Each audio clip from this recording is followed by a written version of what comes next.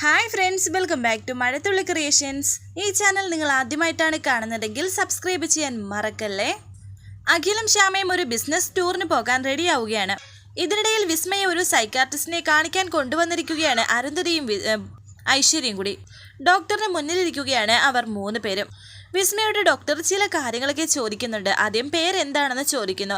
ആദ്യം വിസ്മയ മടിച്ചു നിന്നെങ്കിലും അമ്മ പറഞ്ഞത് കൊണ്ട് തന്നെ തൻ്റെ പേര് പറയുകയാണ് വിസ്മയ. പക്ഷേ വിസ്മയ എന്നുള്ള പേരല്ല, തൻ്റെ പേര് ശ്യാമയാണെന്നാണ് ഇപ്പോൾ വിസ്മയ പറഞ്ഞുകൊണ്ട് നടക്കുന്നത്. പേര് വിസ്മയ എന്നല്ലേ എന്ന് ഡോക്ടർ ചോദിച്ചപ്പോൾ വിസ്മയ പറയുന്നു, അത് എന്നെ ദ്രോഹിച്ചവളാണ്, എൻ്റെ പേര് ശ്യാമയെന്നാ. ഇതാണ് ഡോക്ടർ ഇവളുടെ പ്രശ്നം, ഇവള് ശ്യാമയാണെന്നാ എപ്പോഴും പറഞ്ഞുകൊണ്ടിരിക്കുന്നത്. ശ്യാമയെ പോലെ പൂജയും പാട്ടുമായിട്ട് നടക്കുകയാണിപ്പോൾ എന്ന് ഐശ്വര്യ പറഞ്ഞപ്പോൾ ഡോക്ടർ പറയുന്നു, നിങ്ങൾ ശ്യാമ എന്ന് പറയുന്നത് മ്യൂസിക് ഷോയിലെ വിന്നറിൻ്റെ കാര്യമല്ലേ? അതേ ഡോക്ടർ, ആ ശ്യാമയുടെ ബാധ കയറി ഇതുപോലെ ഇപ്പോൾ ഈ വിസ്മയുടെ പെരുമാറ്റം. ഐശ്വര്യ പറയുന്നു, ആ ശ്യാമ വിസ്മയെ മ്യൂസിക് ഫ്ലോറിൽ വെച്ച് അത്രമാത്രം ടോർച്ചർ ചെയ്തിരുന്നു. ആരായാലും ഇങ്ങനെ തലയ്ക്ക് പ്രശ്നമായി പോകും ഡോക്ടർ എന്നൊക്കെ ഐശ്വര്യ പറഞ്ഞപ്പോൾ മ്യൂസിക് ഫ്ലോറിൽ എന്താണ് സംഭവിച്ചത് പറയൂ എന്ന് ഡോക്ടർ പറയുന്നു. ഞാൻ പറയാം, അനുഭവിച്ചവർക്കേ അതിൻ്റെ വേദന അറിയൂ ഡോക്ടർ അന്ന് എന്ന് പറഞ്ഞ് അവിടെ ഉണ്ടായ കാര്യങ്ങൾ ഡോക്ടറിനോട് പറയുകയാണ് അരുന്ധതി. ഇപ്പോൾ ഡോക്ടറിന് മനസ്സിലായില്ലേ, അത്രയ്ക്ക് ക്രൂരതയാണ് ശ്യാമയും അഖിലും ആ GKയും കൂടി ചെയ്തത്. പിന്നെ എങ്ങനെയാണ് എൻ്റെ മോളുടെ മനസ്സ് ഇളകാതിരിക്കുന്നത്? വിസ്മയുടെ എല്ലാ അസുഖവും ഒന്ന് ഭേദമാവട്ടെ, എല്ലാത്തിനും ഞങ്ങൾ എണ്ണി പകരം ചോദിക്കുമെന്ന് ഐശ്വര്യ പറഞ്ഞപ്പോൾ ഇതെല്ലാം കേട്ട് ഡോക്ടർ ചോദിക്കുന്നുണ്ട്, ഇത് നിങ്ങളുടെ ആരാണെന്ന്. എൻ്റെ ഫ്രണ്ടാണ് അരുന്ധതി എന്ന് ഐശ്വര്യ പറഞ്ഞപ്പോൾ ഡോക്ടർ പറയുന്നു, ആദ്യം ഇതുപോലെയുള്ള ഫ്രണ്ടിനെ ഒഴിവാക്കുകയാണ് വേണ്ടത്. ഇത് കേട്ടപ്പോൾ ഐശ്വര്യയ്ക്ക് ദേഷ്യം വരുന്നുണ്ട്. വീണ്ടും ഡോക്ടർ പറയുന്നു, ഇങ്ങനെയുള്ള ഫ്രണ്ട്സ് ഒപ്പം ഉണ്ടെങ്കിൽ ഈ പേഷ്യൻറ്റിൻ്റെ രോഗം മാറുകയല്ല ചെയ്യുന്നത്, ഇരട്ടിക്കുകയാണ്. നിങ്ങളിൽ നിന്ന് തന്നെ കേട്ട കാര്യം ഞാൻ അനലൈസ് ചെയ്തു. ഈ കുട്ടിയെ ഇങ്ങനെ എത്തിച്ചതിൻ്റെ പൂർണ്ണ ഉത്തരവാദിത്തം നിങ്ങൾക്കാണ്, നിങ്ങളുടെ അമ്മയ്ക്ക്.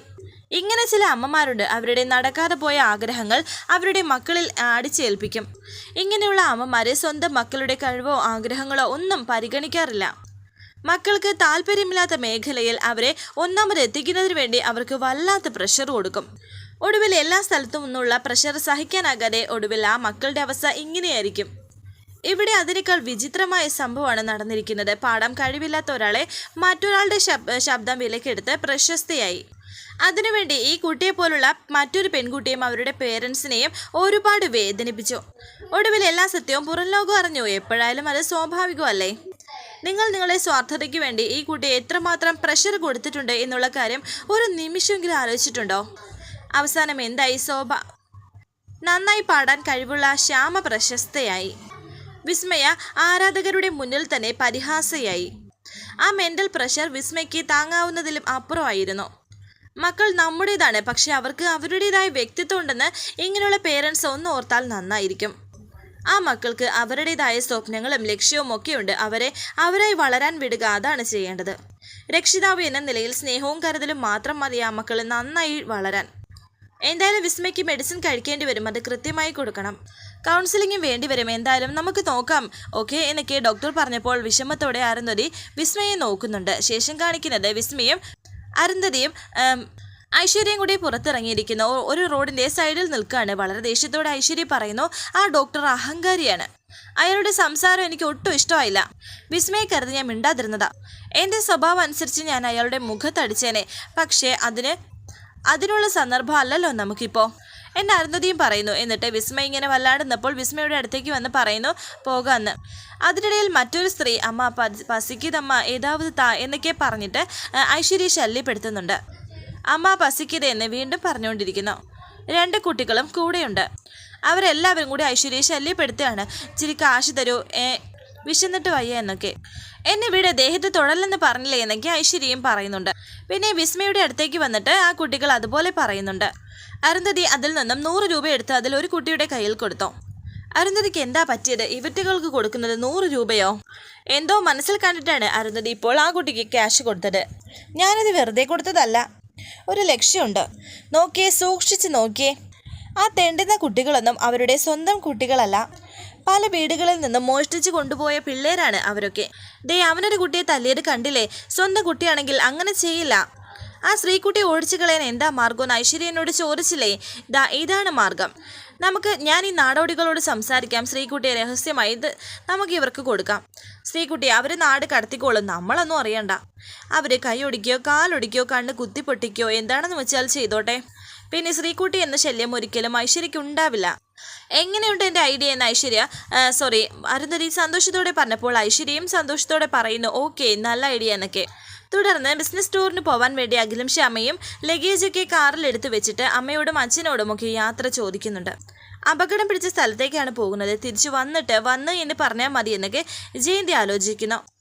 അപ്പുവിനോടും യാത്ര ചോദിക്കുകയാണ് ശ്യാമ. പിന്നെ കണ്ണനെയും ഒന്ന് തൊഴുതിറങ്ങി. അങ്ങനെ അവർ കാറിൽ പോയിരിക്കുന്നു. രണ്ടുപേരും വളരെ സന്തോഷത്തോടെ തന്നെയാണ് പോകുന്നത്. തുടർന്ന് ആനന്ദ നിലയത്തിൽ അരുണിങ്ങനെ ഫോണിലേക്ക് നോക്കിയിരുന്ന സമയം ശ്രീകുട്ടി അരുണിൻ്റെ അടുത്തേക്ക് വന്നിരിക്കുന്നു. ഞാൻ അങ്കിളിനോട് ഒരു രഹസ്യം പറയട്ടെ, ഇതാരോടും പറയല്ലേ. അത്രയ്ക്ക് വിശ്വസിച്ചാണ് പറയുന്നത്. എന്നിട്ട് ആരെങ്കിലും വരുന്നോ എന്ന് നോക്കിയിട്ട് ശ്രീകുട്ടി അരുണിനോട് ആ കാര്യം പറയാൻ ശ്രമിക്കുന്നുണ്ട്.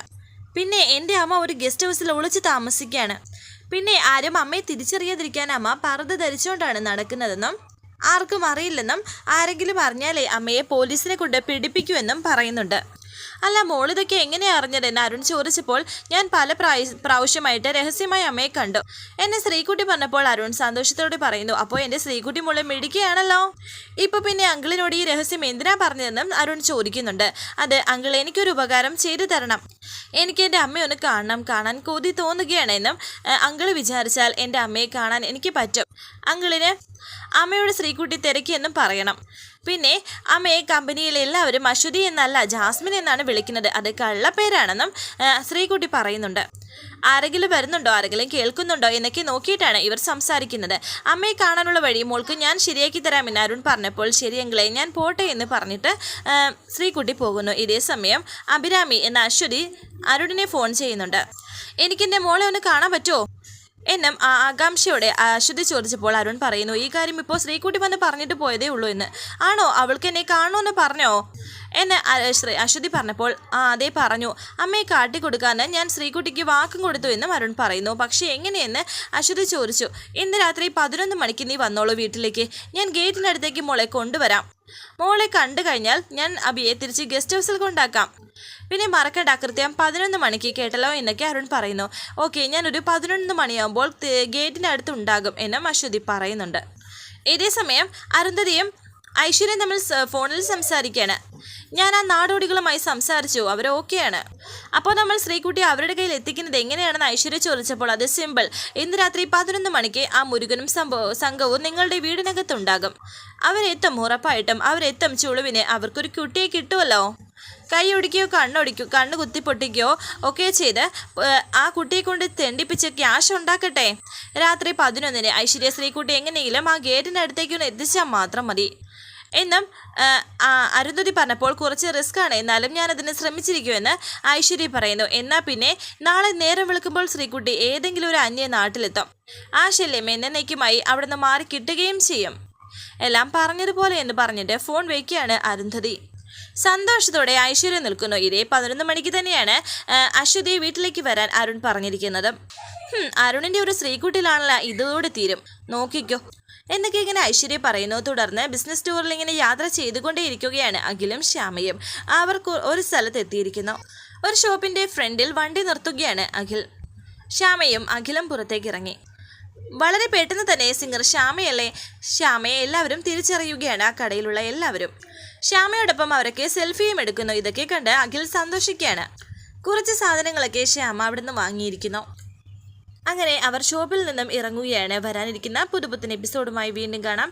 Thank you for watching. Please subscribe, like, share my channel.